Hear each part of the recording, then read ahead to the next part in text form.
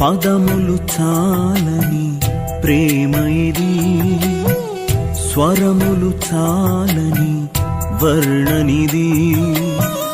పదములు చాలని ప్రేమ ఇది, స్వరములు చాలని వర్ణనిది. కరములు చాపి నిన్ను కౌగలించి పెంచిన కన్నవారి కంటే ఇది మిన్నయైన ప్రేమ. వారిని సహితము కన్న ప్రేమ. ప్రేమ ఇది యేసు ప్రేమ. ప్రేమ ఇది తండ్రి ప్రేమ.